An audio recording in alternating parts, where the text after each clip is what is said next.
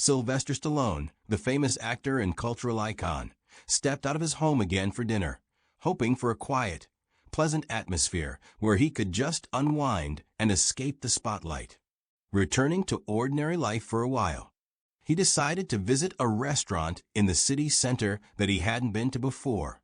The restaurant had a reputation for being an elegant establishment with a sophisticated menu and a cozy atmosphere. It was exactly the type of place where he could relax without feeling the constant gaze of journalists and fans. As he entered the restaurant, the air immediately felt fresh, mixed with the scent of expensive flowers that adorned the tables. The clinking of dishes and soft music created the impression of the perfect evening. But the further Sylvester walked through the hall, the more he noticed that the atmosphere around him was cold and distant. A young waitress approached him.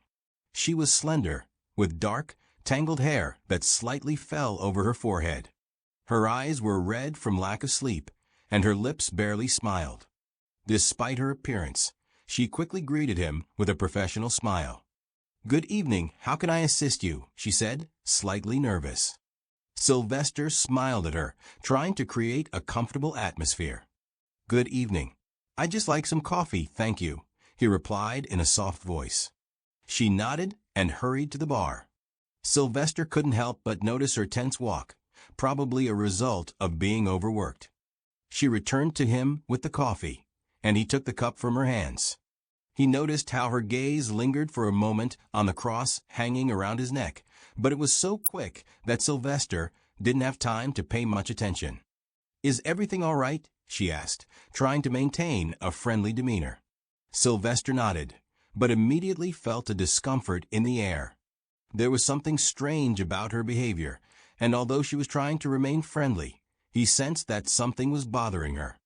She took a few steps back, but soon returned with a note of uncertainty in her voice.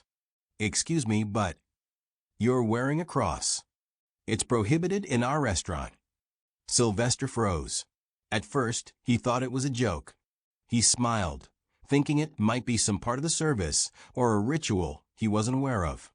"Excuse me, what?" he asked, trying to understand if he had heard right. The waitress lowered her gaze again and continued, her voice becoming firmer. "The cross around your neck. It's a symbol that contradicts our internal rules. We ask you to either remove it or leave the restaurant." Sylvester felt a cold sensation fill his heart. He was stunned. How could this happen in today's world, where people have the right to their own beliefs and choices? "Listen, I don't understand what you're talking about," he said, already feeling the tension in his voice. "It's just a cross. I'm not going to take it off." The waitress crossed her arms over her chest and looked at him with a cold stare. "This is not my policy. I'm not allowed to let you stay in the restaurant with symbols that might offend other guests." "Offend?" Sylvester repeated, his voice rising. "It's my cross, my faith. How can it offend anyone?" The waitress shrugged for a moment, her eyes growing even colder. She didn't seem inclined to engage in a dialogue, but still added, "We have rules, and we have to follow them." Sylvester felt his patience beginning to wear thin. He wasn't prepared to compromise on his beliefs. "I'm not asking you to change your policy," he said calmly but firmly, "but I'm also not going to take off my cross." He felt his heart beat faster as he wondered whether he should continue this argument or just leave. But deep down, he knew that today wouldn't be just another situation where he left a restaurant. This would be his moment to change something. "I'm leaving," Sylvester said, taking a deep breath as he stood up from a chair. His gaze remained calm, but inside, he felt his heart breaking from the injustice of the situation. Before he left, he turned to the waitress, who stood nearby, her eyes now a mix of doubt and disappointment. "You know," he said, "sometimes the smallest gestures can change a lot. Sometimes just a little step can lead to a big shift." He left the restaurant, leaving behind the cold gaze of the waitress, who still didn't understand what had really happened. Sylvester left the restaurant, and the cold air outside briefly refreshed his mind. He took a few steps, reflecting on what had just happened. His heart was beating a little faster than usual, and a lump of dissatisfaction and indignation lingered in his head. How could something like this happen? How can modern establishments allow such restrictions?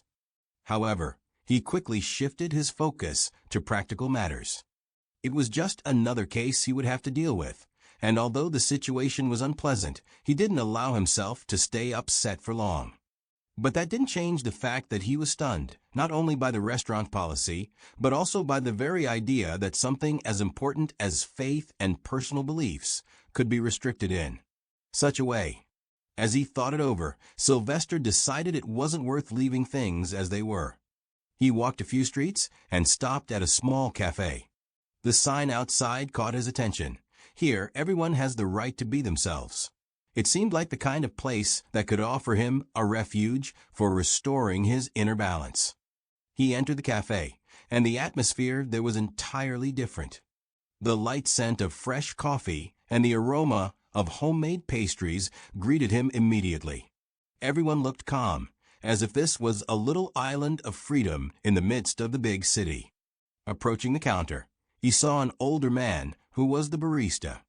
The man had the demeanor of an experienced cafe master, who wasn't in a hurry and had a calm expression on his face, something lacking in the restaurant. "Welcome, how can I help you?" he asked.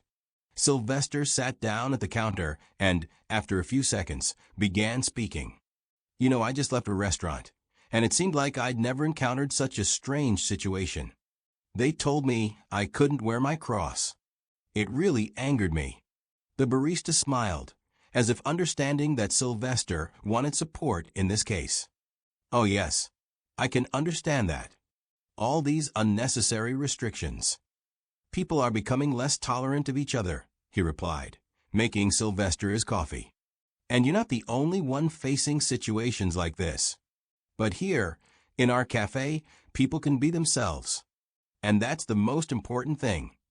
Sylvester leaned forward, listening closely to every word. "I tried to leave it all behind, but it's been bothering me. Why should we accept rules that make no sense? Doesn't everyone have the right to wear what they want and believe what they want?" The barista paused for a moment and looked at him as if searching for an answer. Then he spoke calmly. "This isn't about what people wear or believe. It's about how willing they are to accept others for who they are. And if we understand that, we'll find a way forward. You're right, this is wrong. And if I were in your shoes, I'd start taking action to make a change." Sylvester felt better, understanding that while some people weren't ready to accept his faith, others valued freedom. The warmth in his soul began to gradually return. He drank his coffee in silence, thinking that even in such small situations, it's important not to give up. This was just a small struggle, but it led to a big victory. At that moment, a man entered the cafe, and it seemed he knew the barista. They briefly spoke, and the man walked over to a table nearby. Sylvester looked up, trying to collect his thoughts after the incident, when unexpectedly, he saw someone he didn't expect, the same waiter from the restaurant. He was standing by the cafe door, looking at the menu. And although his gaze was a little softer than at the restaurant, Sylvester felt that it was just a coincidence. But something inside him tried to convince him that this moment couldn't go without consequence. Sylvester couldn't help but feel a certain inner conviction. Sometimes, you need to take a step to change something, even if it means confronting someone who had previously caused you outrage. He decided to approach. Walking up to him, he spoke. "You work at that restaurant, don't you? I think we left some unfinished business." The waiter, seeing Sylvester, immediately reacted with surprise. His face became more serious, and he nervously nodded his head. "Yes, I work there," he replied, but his voice was less confident than before. Clearly, he hadn't expected to run into Sylvester here. "You must be referring to the situation with the cross." Sylvester couldn't help but smile, although there was still tension in his eyes. "Yes, that's exactly what I'm talking about," he said calmly, but with a hint of irritation. "I don't understand why it's so important for you to restrict people on what they can wear. You didn't see how I look or what I symbolize. Why is this even a problem?" The waiter sighed and looked away, as if trying to find the right words to respond. "It's not about you personally. It's about the policy of our establishment. They have certain rules regarding appearance and symbols to avoid offending others who might have different views or beliefs. I don't agree with it, but it's not my decision."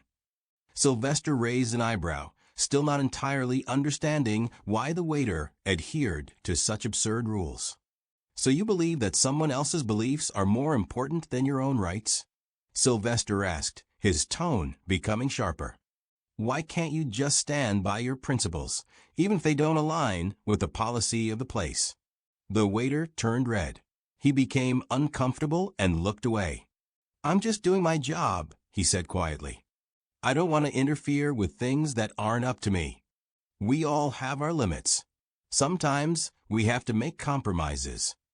Sylvester stood in silence for a few seconds, reflecting on his words. Then he took a deep breath and replied, "Compromises are good when they help, but not when they destroy your principles. I understand you're working here, but still, if we all keep following these absurd rules, we'll never be able to change the world for the better." The waiter looked at him, and there was a new understanding in his gaze. "Maybe you're right. I never thought about it that deeply. Sometimes it seems like we have to go with the flow to avoid conflicts." Sylvester nodded, feeling that although he hadn't radically changed the situation, he had made the person think. And that was important. "You know," he said, "not everything in life should be comfortable. Sometimes we have to take risks to be true to ourselves. And if everyone starts sticking to their principles, maybe we can really change even a small part of this world." The waiter thought for a moment, then quietly said, "I'll think about it. Thank you for sharing your thoughts." Sylvester took a step back and smiled. "You're welcome. I hope one day you'll find the courage to be who you want to be, no matter the circumstances." He slowly turned and headed for the exit of the cafe. It was dark outside, and the cold wind intensified his feelings a little. But he felt lighter, as he now had clarity in his thoughts. It's important not only to fight for your beliefs, but also to help others see them. As he passed by the restaurant where it all started, Sylvester stopped for a few seconds, glancing at it through the windows. And although there was still silence inside, he knew the situation could change, that more depended on him than he thought. In the end, even a small action can change someone's perspective and encourage reflection. And perhaps this was just the beginning of a bigger change. Sylvester took a few steps when he glanced back at the cafe over his shoulder. He smiled, realizing that although he hadn't been able to change the establishment's policy, his words might have made someone stop and think. It was a small step toward a big change, and perhaps, one day, that change would become significant. Walking down the street, he felt the cold, but didn't mind it. His thoughts were free. He knew that not everyone is afraid to express their beliefs, and every small action can change the world around you. Later that evening, while sitting at home, Sylvester received a message from the same waiter. The message read, "I spoke with the management. I can't promise that everything will change, but we'll try to make these rules more liberal. Thank you for your honesty." Sylvester looked at the screen, smiled, and put down his phone. He couldn't say for certain whether anything would change on a global scale, but he knew that at least in this small case, he had achieved something. Maybe it wasn't a big victory, but it was his victory. Sometimes, change starts with simple words spoken at the most unexpected moment. And if those words can make even one person reconsider their beliefs, it's already worth the risk. Sylvester felt at peace because he knew, even in the most difficult situations, you must remain true to yourself, and then, eventually, the world will begin to change.